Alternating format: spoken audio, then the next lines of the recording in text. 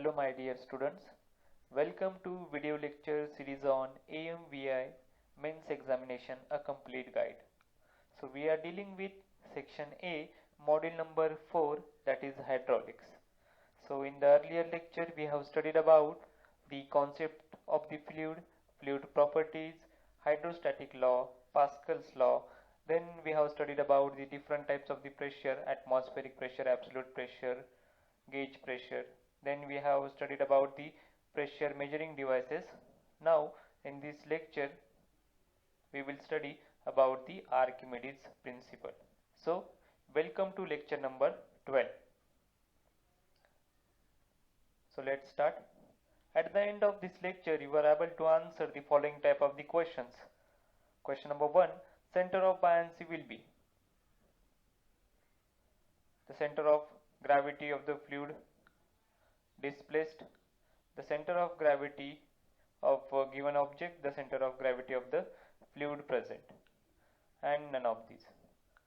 Question number 2, what happens to a body when its density is equal to the density of the fluid?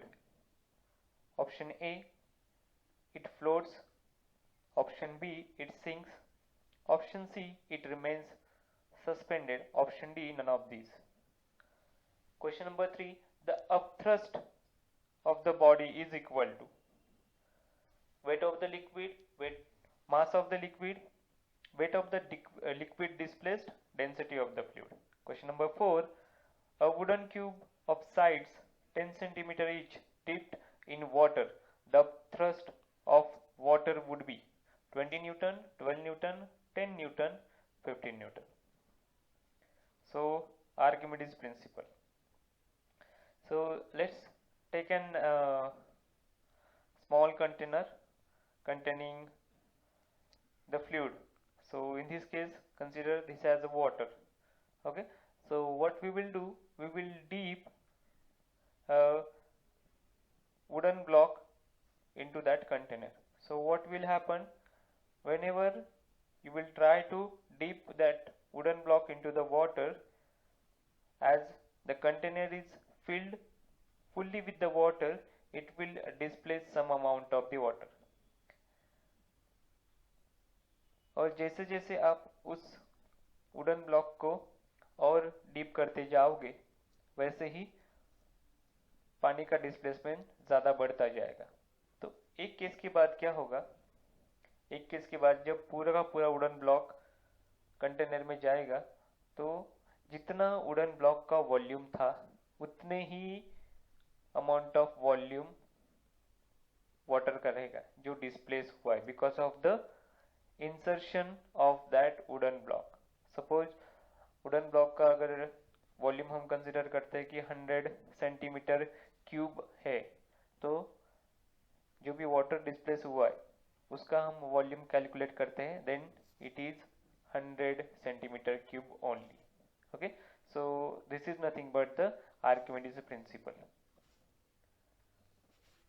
So in this case you can see that whatever amount of water is displaced, same amount of force is applied by the wooden block.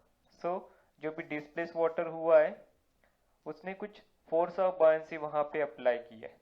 Okay, so in this case you can say that force of buoyancy is equal to the weight of the wooden block.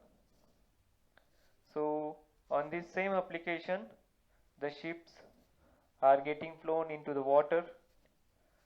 So we can see here below the keel and above the keel two surfaces are there. When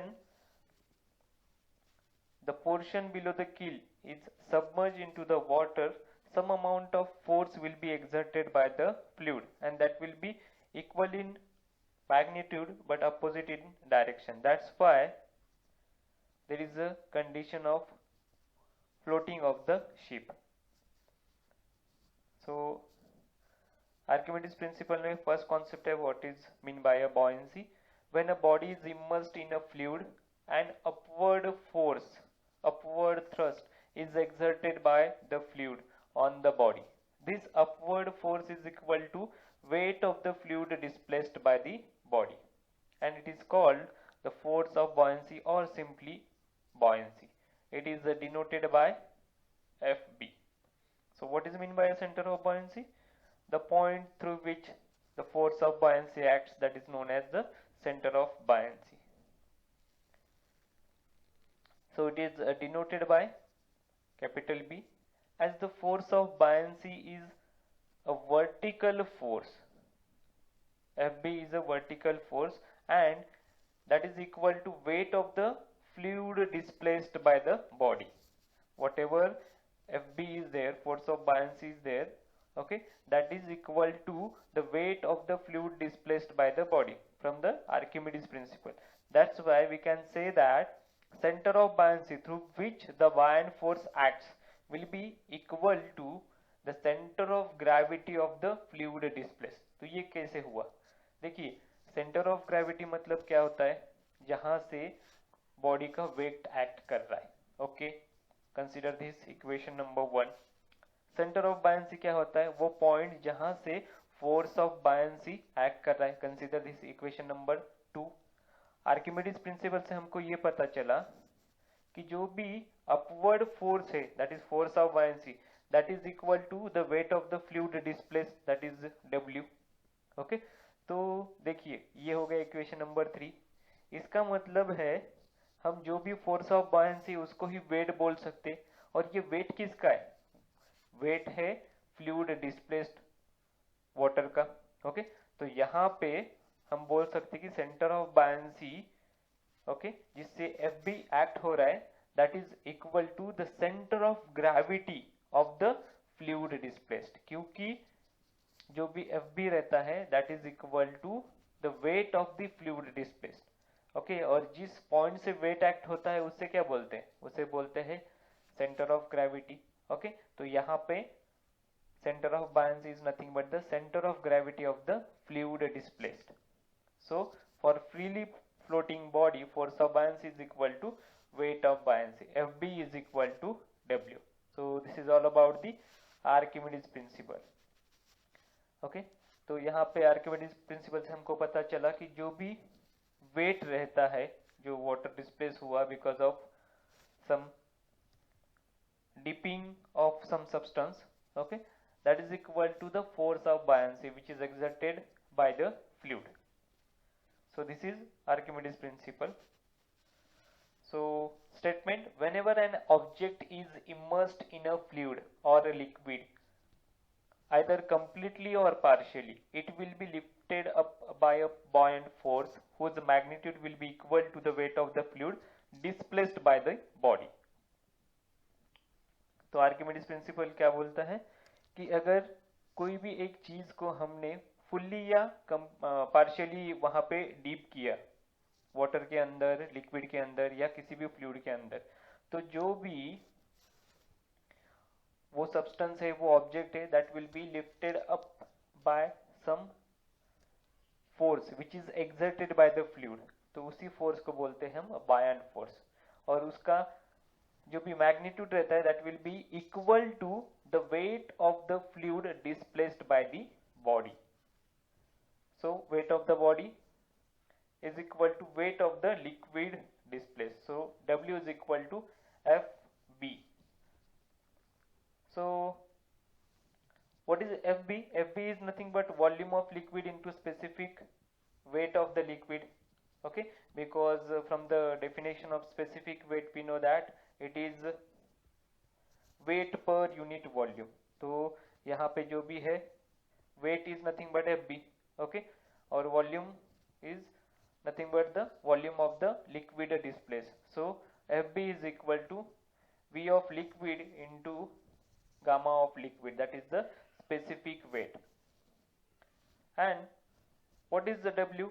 W again gamma of body into volume of body. Same specific weight का concept use करो. Specific weight is equal to weight divided by volume.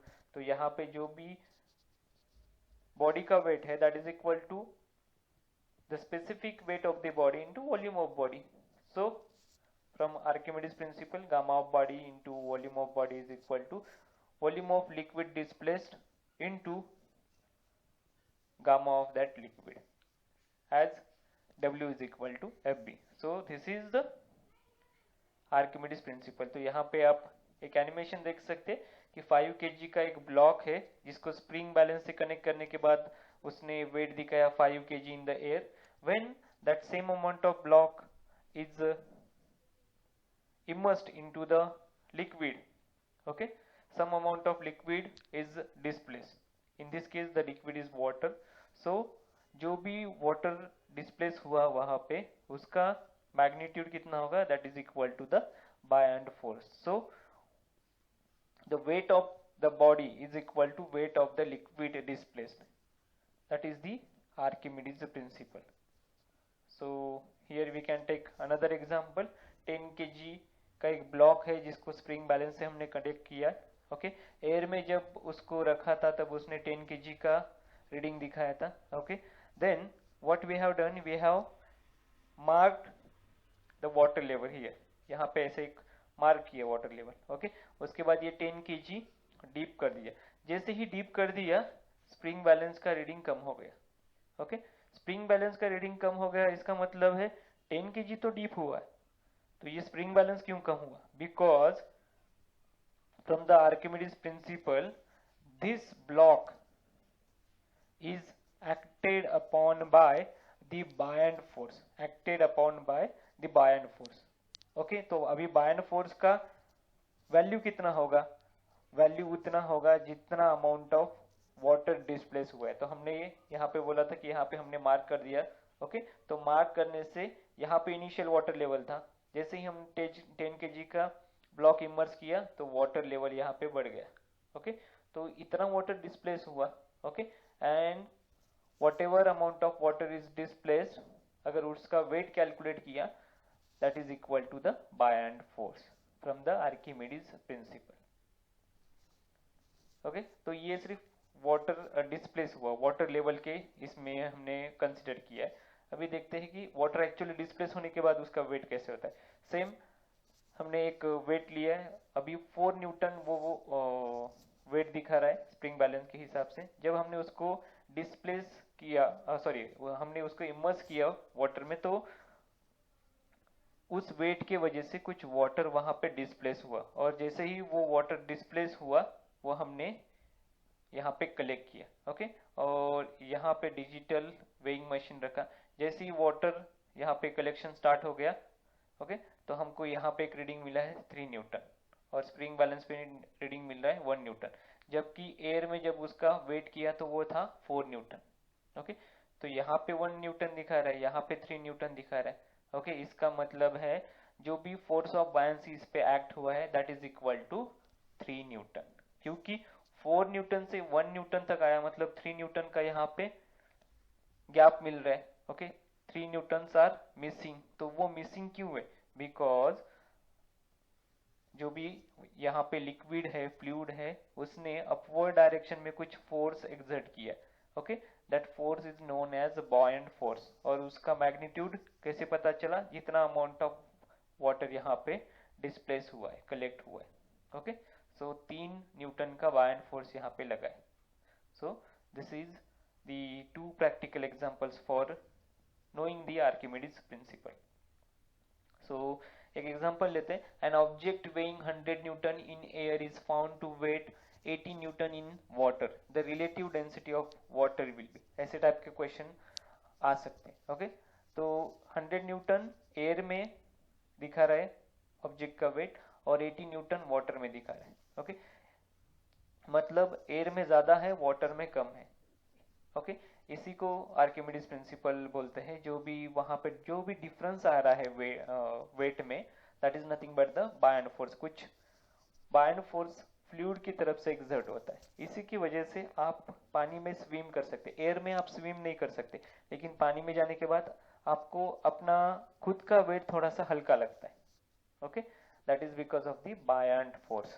तो इस problem को solve करते हैं। So given data, weight of the object in air is 100 Newton and weight of the object in water is 80 Newton. So in air apparent weight is equal to actual weight minus force of buoyancy. Okay, तो apparent weight क्या होता है? जो भी उसका actual weight है minus whatever force of buoyancy is exerted by the particular fluid. So in this case the fluid is air. So W dash, that is apparent weight, is equal to actual weight, that is W minus FB. तो apparent weight मतलब जितना wait दिखा है air में कितना है 100 है, actual wait हमको निकालना है. Okay, force of buoyancy is nothing but gamma of air into volume of the air. तो यहाँ पे as compared to water the gamma of air is very very less.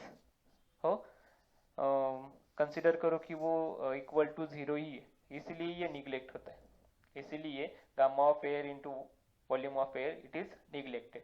तो जो भी ये W था दैट विल बिकम 100. ओके, तो actual wait जो भी है वो ऑब्जेक्ट का दैट विल बिकम 100, लेकिन जो भी वेट है that is equal to gamma of object into volume of object from the definition of the weight. Weight क्या होता है? Specific weight into volume. ये स्पेसिफिक वेट क्या होता है किसी भी ऑब्जेक्ट का? That is weight divided by the volume.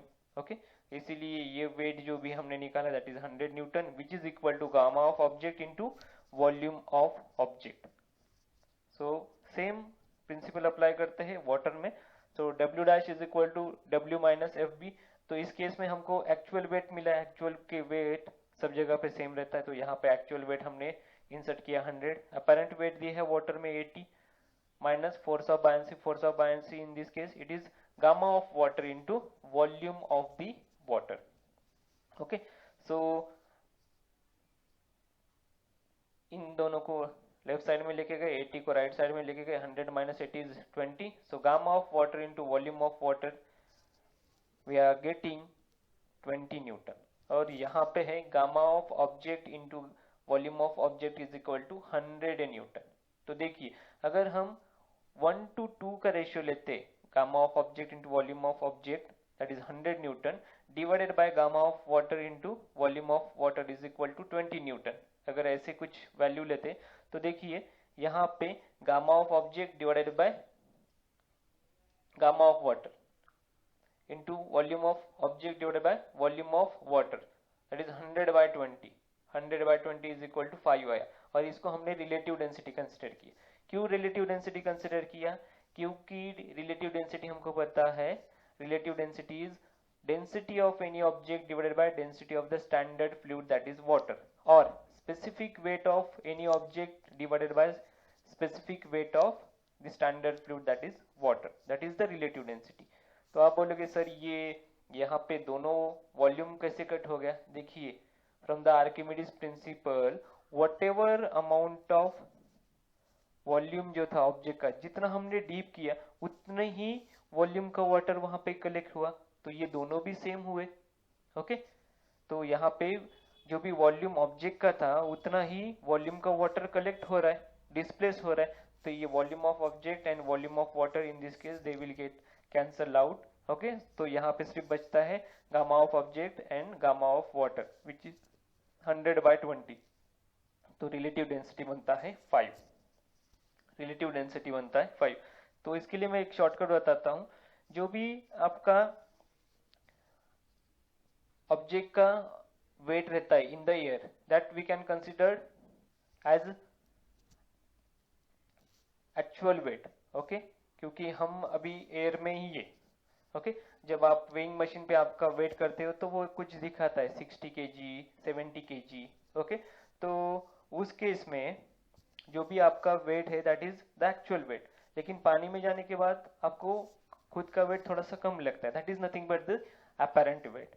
सो अगर इस केस में ऐसे केस में रिलेटिव डेंसिटी पूछा है तो क्या करने का है, जो भी एक्चुअल वेट दिया है उसको न्यूमरेटर में रखने का, और जो भी दोनों का डिफरेंस आता है actual wait in the air and apparent wait in the water, वो दोनों का डिफरेंस डिनोमिनेटर में लिखने का है. तो 100 minus 80 it is 20. So 100 by 20 it will become 5. Simple है. क्या करने का है, रिलेटिव डेंसिटी अगर फाइंड करना है तो जो भी ऑब्जेक्ट का एयर में वेट दिया है that should be in the numerator, और जो भी दोनों का डिफरेंस है object weighing in air minus object weighing in water, वो जो भी डिफरेंस रहता है that should be in the denominator. So in this case 100 minus 80. So 100 by 20 will become your relative density, that is 5. So metacenter, it is defined as the point about which a body starts oscillating when the body is tilted by a small angle. Okay एक point, ऐसा point रहता है okay जिसके about आपका body oscillate करता है when that body is given a small amount of the twist और angle. Okay तो यहाँ पे आप देख सकते हैं एनिमेशन में दिख रहा है कि एक एम पॉइंट है, उसके अराउंड ये बॉडी ऑसिलेट हो रहा है when it is given a small amount of tilt. तो in this direction it is in clockwise direction. तो ऐसे हमने इसको एक स्मॉल टिल दिया तो उस डायरेक्शन में वो जा रहा है. ओके और फिर से वापस आ रहा है, फिर से जा रहा है, फिर से वापस आ रहा है, means it is getting oscillated. So the point about which a body starts oscillating when the body is tilted by a small angle, it is known as metacenter. Okay, तो यहाँ पे आप देख सकते हो सिंपल केस में एक point G है, एक पॉइंट B है. G is nothing but the center of gravity of the given body. B is nothing but the force of buoyancy. Force of buoyancy. Okay, तो B वो रहता है centre of buoyancy जिससे force of buoyancy act हो रहा है. B is the point that is center of buoyancy through which the force of buoyancy is acting, and G is the point that is center of gravity through which the weight of that the given object is acting. Okay, so the meta center, second diagram में आप देख सकते हैं, the meta center may also be defined as the point at which the line of action of the force of buoyancy will meet the normal axis of the body when the body is given a small angular displacement. Okay, तो यहाँ पे उन्होंने क्या बोला है, जैसे ही ये stable case में था तो हमने इसको एक छोटा सा यहाँ पे एंगुलर ट्विस्ट दे दिया इन क्लॉकवाइज डायरेक्शन. तो जैसे ही ये इस तरफ गया तो इसका जो भी फोर्स ऑफ बायंसी एक्ट हो रहा था वो पॉइंट भी शिफ्ट हो गया. Okay so this is nothing but new center of buoyancy. B1 is nothing but the new center of buoyancy. तो देखिए सेंटर ऑफ बायंसी जब हमने डिफाइन किया तो हमने ये बोला था कि centre of buoyancy is the centre of gravity for the fluid displace. तो देखिए जैसे ही हमने इस डायरेक्शन में एक ट्विस्ट दे दिया तो B is shifted from its original position to next position, that is B1. Okay तो ऑब्वियस है B1 से आपका भी फोर्स ऑफ बायंसी एक्ट होने वाला है, B1 से आपका फोर्स ऑफ बायंसी एक्ट होने वाला है. एंड फ्रॉम आर्किमिडीज प्रिंसिपल ये जो भी फोर्स ऑफ बायंसी है that is equal to the weight of the water displace. Weight of the water displace, weight कहाँ से एक्ट होगा, सेंटर ऑफ ग्रेविटी से, लेकिन यहाँ पे ये कौन सा वेट है, वेट ऑफ वाटर डिस्प्लेस. इसीलिए सेंटर ऑफ बायंसी को हम ये भी बोल सकते हैं कि it is the centre of gravity of the fluid displace. Okay so यहाँ से B से B1 पे आ रहा है. ओके अभी आते हैं मेटा सेंटर की तरफ. सो डेफिनेशन में इन्होंने बोला है it is a point eight which the line of action of the force of buoyancy. ये देखिए line of action of force of buoyancy, line of action of force of buoyancy will meet the normal axis. This is the normal axis. Okay, will meet the normal axis at some point, that is M, when it is given a small amount of angular displacement or tilt. जैसे ही एक body यहाँ पे दिखा रहे, simple case में था, steady case में था, उसको हमने क्या कर दिया, यहाँ पे क्लॉकवाइज डायरेक्शन में टिल्ट दे दिया.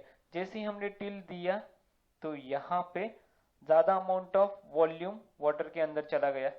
अगर आप ये कंसीडर करते हो यहाँ से ये देखिए इतना वॉल्यूम अभी वाटर के अंदर है, तो यहाँ पे क्या हुआ, थोड़ा सा वॉल्यूम राइट साइड में बढ़ गया, राइट साइड में बढ़ गया. तो ऑब्वियस है जिस साइड में वॉल्यूम बढ़ता है वहां पे आपका फोर्स ऑफ बायंसी का जो भी पॉइंट रहता है that is centre of buoyancy वो शिफ्ट होता है. तो राइट साइड में ये शिफ्ट हुआ और उसी पॉइंट से आपका फोर्स ऑफ बायंसी एक्ट हो रहा है. अगर उसको हमने एक्सटेंड किया up to the normal axis, it will meet at a point that is M, which is nothing but meta center. तो यही बोला है यहाँ पे, the meta center may also be defined as the point at which the line of action of the force of buoyancy will meet to the normal axis when it is given a small amount of tilt or small amount of angular displacement. So GM is known as metacentric height. GM is known as metacentric height. So ये question आता है, stability of partially और completely submerge body. Okay, तो जो भी partially submerge body रहता है that will be decided by relative position of the Meta centre and the centre of gravity. Okay, तो ये तीन कंडीशंस रहते हैं, stable equilibrium, unstable equilibrium, neutral equilibrium. तो डायरेक्टली आपको क्वेश्चन आता है कि what is the condition of stable equilibrium for the partially submerged body. So you can say that M is above G. Option देखना है आपको और उसके हिसाब से जवाब देना है. या metacentric height is positive, GM is greater than 0. Okay, unstable case के लिए M is below G, that is metacentric height is less than 0 or negative. For neutral condition, M coincides with the G, that is metacentric height will be 0, क्योंकि M और G एक ही point है तो metacentric height उसका 0 बनता है. तो neutral equilibrium के लिए मेटासेंट्रिक हाइट 0 होना चाहिए, स्टेबल इक्विलिब्रियम के लिए मेटासेंट्रिक हाइट पॉजिटिव होना चाहिए एंड अनस्टेबल इक्विलिब्रियम के लिए मेटासेंट्रिक हाइट नेगेटिव होना चाहिए. And what should be the position of M with respect to G? For stable equilibrium M should be above G, for unstable equilibrium M should be below G, and for neutral equilibrium M should coincide with G. So these are the conditions for stable, unstable, neutral equilibrium for partially submerged body. जो भी partially मतलब थोड़ा सा ही deep किया है तो उसका जो भी पोजीशन है that will be decided by M and G. और fully submerged body जो रहता है उनका stability हम define करते हैं with respect to position of center of buoyancy and center of gravity. Okay, so if B is above G, BG is positive, it is a stable equilibrium. Unstable equilibrium, B is below G, that is BG is negative or less than 0, and neutral equilibrium B coincides with G, so BG will become 0. So this is all about the stability of the completely submerged body, which is decided by the position of center of buoyancy and center of gravity. So metacentric height के लिए एक formula देते हैं, ये आपको अच्छे से याद रखना है. GM is equal to BM minus BG. BM के लिए एक डेरिवेशन है, जब डेरिवेशन सॉल्व करोगे तो आपको एक फॉर्मूला मिलता है that is I by V. What is I? That is the least moment of inertia at water level surface. And what is V? V is nothing but immersed volume. तो जो भी object वहां पे दिया है उसका लीस्ट मोमेंट ऑफ इनर्शिया आपको calculate करना है with the given dimension. Okay, तो moment of inertia IXX IYY में कैलकुलेट करते हैं. समझो एक रेक्टेंगल दिया है, सो IXX में BD क्यूब बाय 12, IYY में DB क्यूब बाय 12. तो आपको इनमें से जो भी छोटा आता है वो कंसिडर करना है. समझो एक केस में IXX लिस्ट आता है, then you have to consider this IXX value in the calculation of metacentric height. And what is V? V is nothing but the immersed volume, जितना भी वॉल्यूम इमर्स हुआ है उतना. BG का distance वो देते हैं. So this is the formula to calculate the metacentric height. So we are at the end of the lecture, so we will answer the questions. So centre of buoyancy will be the center of gravity of the fluid displaced, the center of gravity of the given object, the center of pressure and none of these. तो हमें अभी देखा कि जब कुछ fluid displace होता है तो उसका सेंटर ऑफ बायंसी वहां पे आता है. तो फ्लूइड डिस्प्लेस हुआ इसका मतलब है वहां पे उसका कुछ वेट भी एक्ट कर रहा होगा और उसका पोजीशन भी चेंज हुआ है. Okay, so centre of buoyancy is nothing but the centre of gravity of the fluid displace. क्योंकि वेट कहां से एक्ट होता है? सेंटर ऑफ ग्रेविटी से, और वो डिस्प्लेस हुआ है तो सेंटर ऑफ ग्रेविटी भी डिस्प्लेस हुआ है. So centre of buoyancy will be equal to the centre of gravity of the fluid displace. So option A is correct. Question number 2, what happens to a body when its density is equal to the density of the fluid? एक body लिया है जिसका density fluid के density से match होता है, जिसमें हम वो डीप कर रहे हैं। तो ऑप्शन है, it floats, it sinks, it remains suspended, none of this. तो आपको पता है जिसका ज्यादा डेंसिटी होता है वो नीचे जाके बैठता है, जिसका कम डेंसिटी होता है वो उसके ऊपर फ्लोट होता है। तो यहाँ पे इन्होंने क्या बोला है, दोनों का भी डेंसिटी सेम है, दोनों का भी डेंसिटी सेम है। तो ऑब्वियस है इसका आंसर आएगा it remains suspended. So option C is correct. Question 3, the upthrust of the body is equal to weight of the liquid, mass of the liquid, weight of the liquid displaced, density of the liquid. So this is the statement of the Archimedes principle, जो बोलता है कि अगर एक object आपने partially और fully submerge किया तो जो भी अपवर्ड फोर्स एक्ट होता है, that is the force of buoyancy और simply buoyancy, that is equal to the weight of the liquid displaced। जितना लिक्विड डिस्प्लेस हुआ उसका वेट अगर हम करते हैं तो वो दोनों सेम रहते हैं। so the upthrust of the body is equal to the weight of the liquid displaced, not the weight of the liquid, not the mass of the liquid, neither the density of the liquid. So it is option C. Question number 4, a wooden cube of sides 10 centimeter each dipped in water, the upthrust of the water would be। Okay, इन्होंने force of buoyancy पूछा है और wooden cube का side दिया है 10 centimetre. Okay, और वो deep करने का हमने ट्राई किया। तो डीप करने के बाद जितना amount of upthrust float water का होता है उन्होंने वो पूछा है। Options 20 newton, 12 newton, 100 newton and 50 newton. तो देखिए, from the Archimedes principle we know that whatever the upthrust force of the body is there, that is equal to the weight of the liquid displaced. So W is equal to FB. W is weight of the liquid displaced, FB is the force of buoyancy, where FB is nothing but volume of liquid into gamma of liquid, and here volume of liquid will be displaced when the same volume of some object will be inserted। तो यहाँ पे कौन सा object है, wooden cube of side 10 centimetre. तो उसका volume कितना हुआ, 10 इंटू 10 इंटू 10, लेकिन यह है सेंटीमीटर में, हमको कन्वर्ट करना है इसको मीटर में। तो 1 centimetre is equal to 10⁻² metre. So 10⁻³ centimetre cube will be equal to 10⁻³ into 10⁻⁻6 meter cube। And what is the specific weight of the water, that is 9810। so it is force of buoyancy is equal to 10⁻³ into 10⁻⁻6 meter cube volume of the liquid into 9810 Newton per meter cube specific weight of the liquid। meter cube will get cancelled, so it will remain only newtons, so that is equal to 9.81 Newton, which is approximately equal to 10 Newton। so option C is correct। so if you like the lecture, please like, share our Facebook page and subscribe to our YouTube channel। so we will meet in the next lecture with the new topic। till then you study for your RTO exam। thank you very much।